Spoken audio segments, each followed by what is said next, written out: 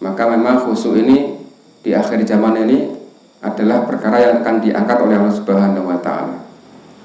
Maka dalam sebuah riwayat dari Shaddad bin Aus bahwasanya Rasulullah pernah bersabda, "Inna awwala ma yurfa'u minan nasi al-khusyuk." Bahwasanya pertama kali yang akan diangkat dari kaum manusia ini adalah khusyuk. Jadi kalau khusyuk ini sudah diangkat dari hati-hati manusia, ya orang-orang ini sudah hatinya panas terus, nggak ada khusyuk-khusyuknya. Yang adanya ribut, emosi, marah, ya, amarah, dendam kusumat. Yang ada akhirnya seperti itu. Akhirnya yang ada ini risau terus. Ini kenapa? Karena khusyuknya sudah terangkat dari hati manusia. Dan pertama yang diangkat dari manusia ini khusyuk. Maka kita ini apa? Ya betul-betul harus ada perhatian di sini. Jangan sampai kita lengah. Maka yang kemudian yang hanya bisa untuk mempertahankan bagaimana kita bisa khusyuk, kita hanya bisa berharap kepada Allah dengan berdoa, Allahumma inni a'udzubika min ilmin la yanfa. Ya Allah, aku mohon kepadamu dari ilmu yang tidak bermanfaat. Wa qalbin la yakhsha, dan hati yang tidak khusyuk. Kemudian wa min nafsin la tashba, dan dari jiwa yang tidak pernah puas. Wa min da'watin la tustajab, dan dari doa yang tidak dikabulkan. Kita hanya bisa berdoa, berharap semoga ilmu yang telah kita pelajari ini bermanfaat, dan inilah yang menjadi harapan kita juga nanti ketika kita sudah wafat. Karena di antara yang akan dibawa ketika orang sudah meninggal dunia yaitu ilmu yang bermanfaat. Ilmu yang bermanfaat ini pahalanya nggak akan terputus. Maka ini yang kita harapkan. Ya. Dan hati yang khusyuk, hati yang khusyuk ini ya tadi pentingnya hati yang khusyuk. Kita harus berdoa kepada Allah, minta kepada Allah supaya hati kita khusyuk. Bahkan kita juga perlu berdoa supaya Allah berikan kepada kita keikhlasan. Allahumma rzuqnal ikhlas wal istiqomah. Ya Allah, berikanlah kepada kami keikhlasan dan istiqomah. Kita minta kepada Allah. Perkara yang diperintahkan kepada Allah, kalau kita mintakan kepada Allah, ini insya Allah akan lebih mudah dikabulkan, lebih cepat dikabulkan. Khusyuk ini bagian dari yang diperintahkan di dalam agama ini. Maka kalau kita minta, insya Allah ini lebih cepat dikabulkan daripada kita minta perkara-perkara dunia, minta apa? Minta bis, minta truk, minta rumah, ini lama itu. Tapi kalau kita mintanya ini lebih cepat insya Allah. Karena ini yang memang diperintahkan. Kalau kita minta makan, insya Allah juga dikasih oleh Allah. Karena makan ini pasti diperintahkan. Makan diperintah nggak? Diperintah.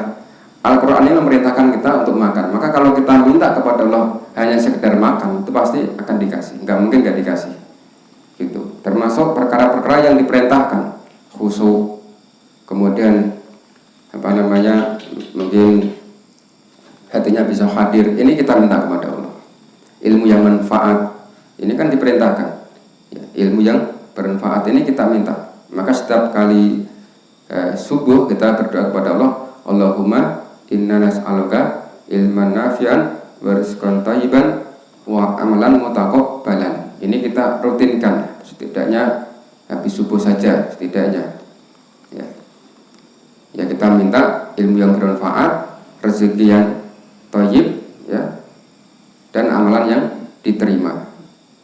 Maka kita perhatikan bahwasanya pertama kali yang diangkat dari manusia ini adalah khusyuk.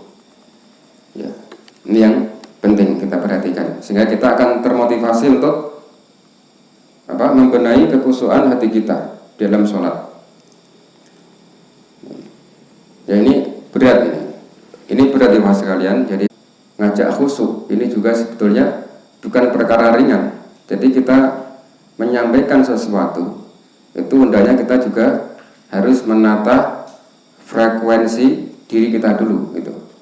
Mau ngajak khusyuk ya kita harus berusaha khusyuk dulu gitu. Mengepaskan volume perasaan kita. Ini yang susah. Jadi ini bukan perkara yang ringan, berat ini. Tapi ini memang harus kita usahakan supaya kita bisa khusyuk. Ya, mulai dari takbiratul ihram ini sudah kita usahakan untuk khusyuk. Ya, Allahu Akbar. Takbir ya, Allahu Akbar ini. Ini sejajar, takbir ini sejajar. Dalam riwayat kalau nggak sejajar dengan daun telinga, ya dengan apa namanya? Pundak. Enggak seperti ini. Allahu Akbar. Ini ngapain ini ya? Ya, Allahu Akbar. Ini malas ya, apalagi gini. Allahu Akbar. Jadi harus jelas.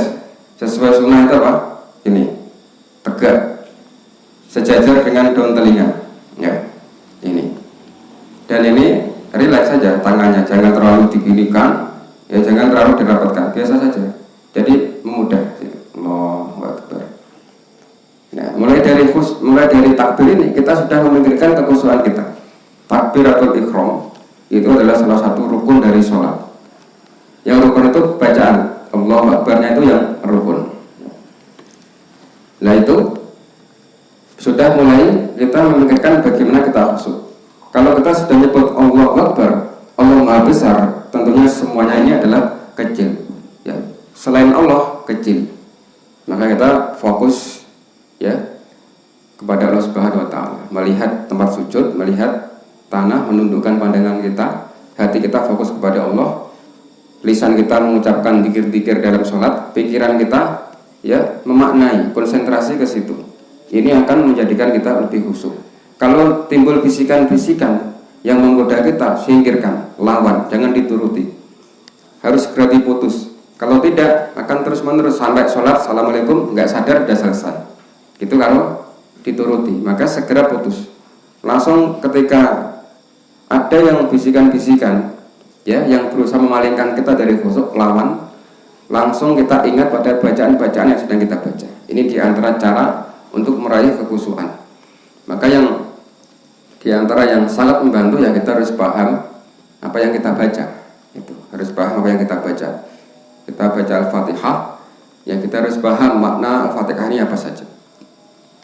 Kita baca bacaan ketika sedang rukuk, ya kita berusaha untuk memahaminya juga.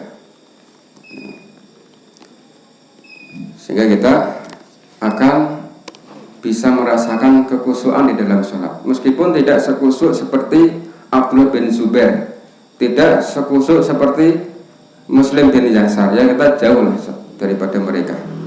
Ya, kita ini maksiatnya mudah zaman sekarang ini, dan maksiat kita ini mempengaruhi kekhusyuan kita. Maksiat kita ini mempengaruhi keimanan kita. Keimanan kita ini mempengaruhi kekhusyuan kita. Karena maksiat ini akan mengurangi iman. Jadi iman itu bertambah dan berkurang. Dan itu iman ini bertambah dengan ketaatan dan berkurang dengan kemaksiatan. Jadi setiap orang ini habis melakukan ketaatan, ya dia imannya tambah. Seperti sekarang sedang taklim, kajian ini ya insya Allah imannya ada, lebih bagus imannya, baik daripada ketika tidak sedang ngaji gitu. Maka iman naik turun. Ini keyakinan Ahlussunnah. Jadi iman itu tidak stabil, tidak tetap, tidak. Kalau mengatakan iman itu stabil, baik dia maksiat atau taat itu tidak berubah, itu bukan keyakinan Ahlussunnah wal Jamaah. Jadi Ahlussunnah wal Jamaah keyakinannya terhadap iman, dia berkurang dan bertambah. Bertambah karena taat, berkurang karena maksiat. Setiap kali kita maksiat, iman kita merosot. Ini setiap hari seperti itu. Bangun tidur sampai tidur, iman kita naik turun, naik turun, naik turun, naik turun gitu, naik seperti itu. Kita maksiat ya turun. Nah, semakin tinggi maksiatnya, ya misalkan dia syirik, ya anjlok langsung, imannya anjlok. Berarti ketika dia sedang syirik, ya imannya turun gitu. Karena cabang iman paling tinggi itu apa? La ilaha illallah. Maka ketika dia bertentangan dengan kalimat tauhid ini, maka imannya tentunya pasti akan anjlok ya, serendah-rendahnya. Karena paling tinggi la ilaha illallah, dia bertentangan dengan itu ya anjlok serendah-rendahnya.